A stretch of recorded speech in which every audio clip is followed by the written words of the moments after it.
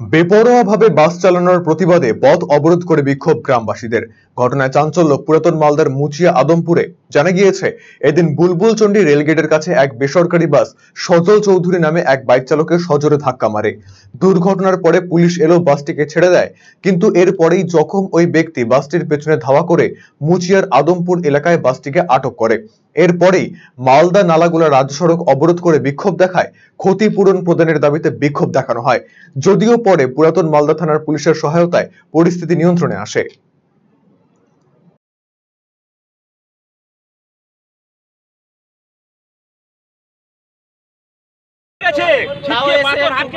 আমার ছেলে, আমার দুই ছেলে, মাথা লেগেছে, হাতে লেগেছে, তাও গাড়ি ধরছে না। ওখানে আইসি বলছে গাড়ি যেতে বলছে, তারপরে আবার পরে দিয়ে এখানে বলছে আটক করেছি গাড়িটা। এখানে যখন এখানে আমরা ধরে নিলাম তখন বলছে না গাড়ি আটক করেছি, আপনারা ভুল বুঝছেন। কেন বললো এটা কথাটা? তখন কেন যেতে দিল? তখন স্পটে তো এখানে আটক করার কোনো দরকারই ছিল না। এত বড় যে পতাবত করেছি কিসের জন্য করতাম? অফিসার ওখানে যদি ঝামেলাটা মিটিয়ে দিলে এখানে কোনো কিসের জন্য আসতাম আমরা?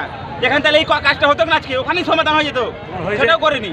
Breaking news. আজকের বড় খবর চলে এসেছে পশ্চিম বাংলার কলকাতা থেকে। খোসলা ইলেকট্রনিক্স হয়ে গেছে পশ্চিমবঙ্গের লিডিং রিটেল চেইন। একমাত্র খোসলা ইলেকট্রনিক্স এ পাবেন সেরা কাস্টমার সার্ভিস, সেরা দাম আর সেরা ইলেকট্রনিক্স প্রোডাক্ট ডিসপ্লে। আপনিও গিয়ে নিজে অভিজ্ঞতা করুন খোসলা ইলেকট্রনিক্সে। খোসলা ইলেকট্রনিক প্রাইভেট লিমিটেড, ঠিকানা মোহনবাটি বাজার, রায়গঞ্জ, রায়গঞ্জ জেলা আদালতের বিপরীতে।